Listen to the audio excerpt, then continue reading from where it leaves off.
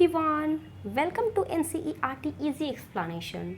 तो कैसे हो आप लोग? उम्मीद है अच्छे होंगे। कैसी चल रही है तैयारी? आज की इस वीडियो में हम बात करेंगे बायोटेक्नोलॉजी होता क्या है, उसका एप्लीकेशन हमारे लिए क्यों ज़रूरी है, फर्स्ट ऑफ ऑल। सेकेंड, हम लोग ये देखेंगे कि जो बीटी कॉटन जिसका आप लोगों ने इतना नाम सुना है वो क्या है और ऐसा क्या होता है इस बीटी यानी कि इस बैक्टीरिया के अंदर ऐसी कौन सी ख़ास बात है कि वो टॉक्सिन तो बनाता है लेकिन वो खुद नहीं मरता बल्कि दूसरे लोगों को मार देता है, जिसकी वजह से प्रोटेक्शन होता है। थर्ड, हम लोग देखेंगे कि यहाँ से इस चैप्टर से बोर्ड हो किस तरह से बोर्ड में क्वेश्चंस आते हैं और अगर बोर्ड में क्वेश्चन यहाँ से आया तो आपको किस तरह से लिख करके आना है, अलग से नोट्स बनाने की ज़रूरत नहीं है। चौथी बात कि अगर नीट में यहाँ से किस तरह के क्वेश्चंस पूछे गए हैं और आपको अगर आ रहा है तो कैसे आपको विदाउट एरर आप इसको कैसे सही करके आ सकते हैं नीट के लिए। और लास्ट में इसी वीडियो के एंड में आपको इस पूरे नोट्स का, ये पूरा जो आप नोट्स देख रहे हैं, इस पूरे नोट्स का पीडीएफ आपको इसी वीडियो के डिस्क्रिप्शन में मिल जाएगा, जिसको आप टेलीग्राम से जा करके डाउनलोड कर सकते हैं। आपको अलग से मेहनत करने की ज़रूरत नहीं है बच्चों, वो मेहनत मैंने कर दिया है। तो चलो वीडियो स्टार्ट करते हैं। सबसे पहले बायोटेक्नोलॉजी होता क्या है और उसका एप्लीकेशन हम लोग क्यों करते हैं। बायोटेक्नोलॉजी, बायो यानी कि ज़िंदगी के अंदर, लाइफ के अंदर जो चेंजेस लाते हैं, टेक्नोलॉजी जो यूज़ करते हैं लाइफ में, दैट इज़ कॉल्ड बायोटेक्नोलॉजी। इसका डिटेल वीडियो बायोटेक्नोलॉजी और उसका प्रिंसिपल जो वीडियो है इससे पहले मैंने अपलोड किया है, उस मेरे चैनल के प्लेलिस्ट पे जा कर के आप उसको देख लो, बायोटेक्नोलॉजी और उसका प्रिंसिपल और प्रोसेस क्या होता है। यहाँ पे इतना जानो कि लाइफ के अंदर जो टेक्निक हम लोग यूज़ करते हैं that is called biotechnology. Second है कि एप्लीकेशन क्यों ज़रूरी है। एप्लीकेशन इसलिए ज़रूरी है बच्चों कि अभी इसी वीडियो में यहीं पर आपको मिलेगा कि कुछ इंपॉर्टेंट पॉइंट्स जो एनसीईआरटी में हाईलाइट्स किए गए हैं कि जो बायो एप्लीकेशन इसका है अभी के टाइम पे जो डिमांड्स है हमारी, उसको हम लोग ट्रेडिशनल तौर पे फुलफ़िल नहीं कर सकते हैं। अभी जो हमारे पास प्रॉब्लम है उसको फुलफ़िल करने के लिए हमें इसका एप्लीकेशन करना ही पड़ेगा। जैसे कि बीटी कॉटन का तुमने नाम सुना होगा कि अगर ट्रेडिशनल तौर पे अगर हम लोग कॉटन बनाएं तो हो सकता है कि उसकी जो यील्ड है वो कम हो जाए क्योंकि उसमें इंसेक्ट वगैरह लग जाते हैं। लेकिन अगर इसका एप्लीकेशन हम लोग कर देंगे तो जो बीटी कॉटन का जो यील्ड है वो बढ़ जाएगा। ठीक है। सेकेंड जो था कि इसका क्या मतलब होता है, एक टर्म आता है जेनेटिकली मॉडिफाइड ऑर्गेनिज्म। इस टर्म का क्या मतलब हुआ? तो जेनेटिक मॉडिफाइड ऑर्गेनिज्म यानी कि ऐसे ऑर्गेनिज्म जिसके जेनेटिक मटेरियल को आप अल्टर करते हैं, उसमें बदलाव लाते हैं, उसमें चेंज यानी कि मॉडिफिकेशन करते हैं ताकि हमें वो कैरेक्टर हासिल हो सके जो चीज़ हमें चाहिए। That is called genetically modified organism.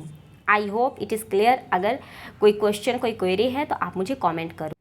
यहाँ पे कुछ इंपॉर्टेंट पॉइंट्स दिया हुआ है कि जो जेनेटिकली मॉडिफाइड ऑर्गेनिज्म हैं वो करते क्या है कि मेड क्रॉप, जो क्रॉप्स होते हैं उसका टॉलरेंस को बढ़ा देते हैं एबायोटिक स्ट्रेस के लिए। मान लो कहीं पे सुखाड़ पड़ गया, कहीं पे बाढ़ आ गया या फिर किसी मिट्टी में साल्ट ज़्यादा है, वहाँ पे गर्मी ज़्यादा है, तो अगर इसका हम लोग एप्लीकेशन करेंगे तो ये सारी चीज़ों से वो बचने का, लड़ने का कैपेसिटी बढ़ जाएगा। Second cheese, reduce reliance on chemical fertiliser. Biotechnology की मदद से हम लोग जेनेटिकली मॉडिफाइड जो ऑर्गेनिज्म है इसकी हेल्प ले करके हम लोग केमिकल पेस्टिसाइड से खुद को बहुत हद तक बचा सकते हैं, यानी कि उसके ऊपर डिपेंडेंसी हमारी कम हो सकती है।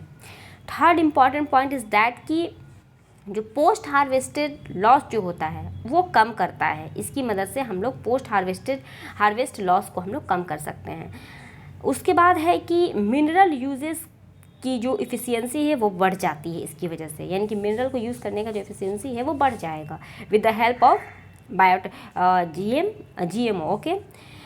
Fourth most important thing is कि आपने नाम सुना होगा गोल्डन राइस का। होता क्या है ना कि न्यूट्रिशनल वैल्यू को इन्हांस करता है, यानी कि अगर हम लोग बायोटेक्नोलॉजी का इस्तेमाल करें तो जो न्यूट्रिशनल वैल्यू होता है, जैसे गोल्डन राइस एक राइस है, नॉर्मल राइस है, लेकिन नॉर्मल राइस के अंदर हम लोगों ने कुछ अल्टरनेशन किया उसके जीन में और जो नया राइस बन के आया उसका नाम हम लोगों ने रख दिया गोल्डन राइस। इस गोल्डन राइस की खास बात यह है कि इसमें विटामिन ए इनरिच्ड होते हैं, यानी कि सबसे ज़्यादा पाए जाते हैं। तो बढ़ा ना, आपको हेल्प मिला ना इससे।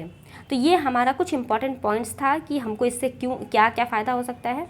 एक बहुत ही इंपॉर्टेंट पॉइंट्स यहाँ पे दिया हुआ है कि बैसिलस थुरिंजिएंसिस, बेसिकली बच्चों ये बहुत लोग कंफ्यूज रहते हैं कि बैसिलस थुरिंजिएंसिस होता क्या है। ये कुछ नहीं बच्चों, ये बैक्टीरिया है, उसका नाम एक बैक्टीरिया है जिसका नाम है बैसिलस थुरिंजिएंसिस। इसी का शॉर्ट फॉर्म है BT, B for bacillus, T for thuringiensis, that is bacillus thuringiensis. ये करता क्या है कि ये इंसेक्टिसाइडल प्रोटीन बनाता है, प्रोड्यूस करता है, यानी कि कुछ स्ट्रेन, सारे के सारे बैसिलस थुरिंजिएंसिस नहीं, बैसिलस थुरिंजिएंसिस के कुछ स्ट्रेन। मैं क्यों इतना फोकस कर रही हूँ, क्योंकि एनसीईआरटी में जो लाइन लिखा हुआ है ना, मैं उसको हाईलाइट कर रही हूँ कि आपको उसको याद रखना है। यहीं पे क्वेश्चन में तुमको ऐसे भी पूछ सकता है कि all strain of bacillus thuringiensis produce insecticidal protein, और वहीं पे सेकंड ऑप्शन तुम्हारा ये भी रह सकता है कि some strain produce bacillus of bacillus thuringiensis produce insecticidal. तो आपको क्या पिक करना है, सम, सारे के सारे नहीं करते, कुछ स्ट्रेन बैसिलस थुरिंजिएंसिस के हैं जो कि प्रोड्यूस करते हैं इंसेक्टिसाइडल प्रोटीन। वो करता क्या है, इंसेक्टिसाइडल, इंसेक्ट को मारने वाला, इंसेक्ट प्लस साइडल, साइडल का मतलब मारना, यानी कि ऐसे प्रोटीन जो इंसेक्ट को मारेंगे वो बनाते हैं। जैसे कि कुछ एग्जांपल्स हैं, कौन से इंसेक्ट को मारते हैं, डेट किल्स इंसेक्ट। कौन कौन से इंसेक्ट भाई, तो लेपिडोप्टेरन्स, जिसमें आता है टोबैको बर्ड वर्म और आर्मी वर्म। ये आपको इंपॉर्टेंट, देखो नीट में यहाँ से क्वेश्चन ऐसे पूछा जाता है कि which of the following is not the part of lepidopterans, यानी कि ऑप्शन आपको दे देगा मैचिंग करने के लिए, लेपिडोप्टेरन्स दे देगा, वहाँ पे देख देगा इसके सामने में बिटल दे देगा, उसके सामने में और आर्मी वर्म दे देगा, कॉलिप्टेरन्स दे देगा, ऐसे करके। जैसे कि लेपिडोप्टेरन्स है, इसके सामने में टोबैको बर्ड वर्म, यहाँ पे कॉलिप्टेरन्स है, इसके सामने हो सकता है मॉस्क्यूटो दे दे, और ऐसे करके 4 ऑप्शन आपको फिल कर देगा। आपको बताना रहेगा कि इनमें से कौन गलत है या कौन सही है। तो देखो इसके लिए आपको ये याद होना ज़रूरी है, लेपिडोप्टेरन्स जिसमें टोबैको बर्ड वर्म और आर्मी वर्म आते हैं, कॉलिप्टेरन्स जिसके अंदर बिटल्स आते हैं, और डिप्टेरेंस जिसके अंदर फ्लाइज एंड मॉस्क्यूटोज आते हैं। तो आपको ये पूरी तरह से याद होने चाहिए। आपको याद करने का सिंपल ट्रिक मैं बता देती हूँ कि कैसे याद करना है। सो एल यहाँ से उठाओ, टी यहाँ से उठाओ, ए यहाँ से उठाओ, लात, मारते हो ना अपने दोस्तों को, लात मार दो, लात, लात की अगर उसको लात मारने से तुम्हारा क्वेश्चन सही हो जाता है, डॉक्टर बन जाते हो, तो क्या बुराई है, मार दो, बोलो दोस्त को लात खाने के लिए। सो यहाँ पे लात से आपने इसको याद कर लिया। देखो इसको याद करने का सिंपल है, बी से बिटल्स, 80 से कोलेप्टेरन्स, BC होता है ना, BC हम लोग करते हैं ना, ऐसे भी याद कर सकते हैं, नहीं तो B और C ABCD होता है ना, अल्फ़ाबेट वाला जो फॉर्म है, तो B पहले आता है, C बाद में आता है, तो इस तरह से भी आप याद कर सकते हो। तीसरा है डेप्टेरॉन्स और फ्लाई और मॉस्क्यूटो, इसको भी याद करने का क्या ट्रिक है, तो DFM, ठीक है, या फिर इसको इस तरह से भी याद कर सकते हो, कुछ ट्रिक अपना मतलब खुद से क्रिएट करके। तो ये हमारा अब एक क्वेश्चन है कि मैंने अभी बोला था कि ऐसा क्या है, बैसिलस थुरिंजिएंसिस जो होता है वो इंसेक्ट को मारता है लेकिन खुद नहीं मरता है। How protein kills insect but not bacillus, why. इसका क्वेश्चन इसी पैरा में देखो छुपा हुआ है। होता क्या है ना बच्चों कि जो बैसिलस थुरिंजिएंसिस है, यानी कि जो बैक्टीरिया है, वो इंसेक्टिसाइडल प्रोटीन बनाता है जो क्रिस्टल फॉर्म में रहता है, और वो इनएक्टिव रहता है। यानी कि जब ये प्रोटीन बैक्टीरिया के अंदर रहेगा तो वो इनएक्टिव फॉर्म में रहेगा। तो और जब इसको एक्टिवेट करना होगा तो कुछ सर्टेन फैक्टर्स है जो इसको एक्टिवेट करेंगे। तो ये टॉक्सिक जो है, इंसेक्टिसाइडल टॉक्सिक जो है, जैसे ही उसको गट ऑफ इंसेक्ट के अंदर जाएगा, यानी कि इंसेक्ट के अंदर जाएगा, तो इंसेक्ट के का जो गट होता है उसमें जो पीएच होता है वो अल्कलाइन होता है। That is the key point. और यहीं से न जाने कितनी बार नीट में क्वेश्चंस आए हैं कि why bacillus thuringiensis not killed by its own protein but kills other insect. तो उसका रीज़न ये है कि जो इंसेक्ट होता है, इंसेक्ट का जो गट होता है उसके अंदर जो पीएच है वो अल्कलाइन होता है, और अल्कलाइन पीएच रिस्पॉन्सिबल होता है for the activation of the insecticidal toxic protein. और यही रीज़न है कि जो बैसिलस थुरिंजिएंसिस है खुद के ही जहर से नहीं मरता है, लेकिन उसी का जहर दूसरे इंसेक्ट को मार देता है।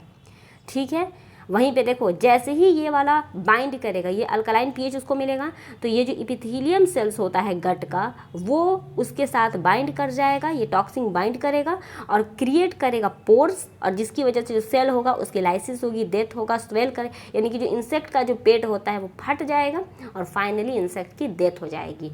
तो यही एक रीज़न था जिसकी वजह से इंसेक्ट खुद मर जाता है, लेकिन वो बैक्टीरिया नहीं मरता। बहुत ही इंपॉर्टेंट, जैसा कि मैंने स्टार्टिंग में ये बोला था, what is BT cotton. BT cotton बच्चों, B for bacillus, T for thuringiensis, that is bacillus thuringiensis, और ये कॉटन, ठीक है। रिस्पॉन्सिबल क्या होता है कि जो बीटी टॉक्सिन जीन होता है, जिसको ये जो बीटी टॉक्सिक जीन है उसको हम लोग कहाँ से आइसोलेट किए हैं, ऑफ कोर्स बैसिलस थुरिंजिएंसिस से। तो ये जो बैसिलस थुरिंजिएंसिस है वो बैक्टीरिया है, उससे हम लोगों ने निकाला एक जीन जिसका नाम हम लोगों ने रख दिया बैसिलस थुरिंजिएंसिस, ठीक है, सॉरी बीटी टॉक्सिन। इसको हम लोगों ने डाल दिया कॉटन प्लांट में। कहने का मतलब ये हुआ कि मान लो ये एक बैक्टीरिया है, इस बैक्टीरिया से हमने एक जीन निकाला जिसका हमने नाम रख दिया बीटी टॉक्सिन। ये बीटी टॉक्सिन को हम लोगों ने इनसे, जो कॉटन प्लांट है, मान लो ये हमारा कॉटन प्लांट है, इस कॉटन प्लांट के अंदर इस जीन को हम लोगों ने डाल दिया, ठीक है। क्यों डाला, रीज़न ये कोई काम बिना मतलब का थोड़ी ना करते हैं, कुछ वजह होगा। तो वजह ये था कि इंसेक्ट से हम लोगों को इस वाले प्लांट को इंसेक्ट से हमको बचाना था।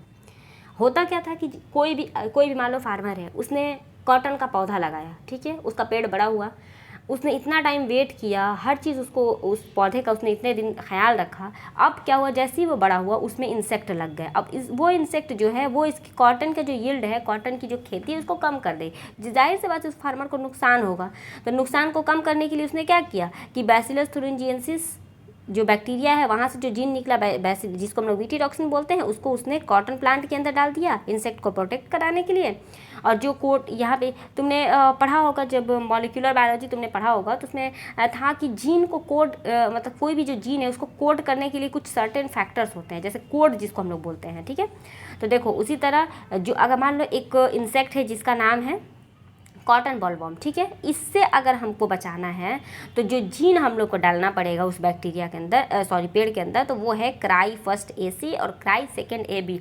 यहाँ से भी इतनी बार क्वेश्चंस आए हुए नीट में कि आई कांट से, हर बार इसी तरह का क्वेश्चन आता है हर साल, कभी ऐसा गैप नहीं जाता कि ये इस तरह मैचिंग का बैसिलस, ये जो बीटी कॉटन है यहाँ से मैच करने के लिए क्वेश्चन ना मिले, मैच के लिए मिले या फिर डायरेक्ट मिले, ठीक है।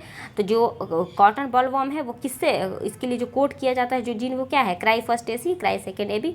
और जो क्राई फर्स्ट AB है वो कॉर्न बॉरियर के लिए है important. So this is all about biotechnology का एप्लीकेशन उसका बीटी कॉटन। अब अगर मैं बताती हूँ कि बोर्ड में अगर ये क्वेश्चन आया तो कैसे लिखना है आपको, तो सिंपल क्वेश्चन ये आता है कि डिफाइन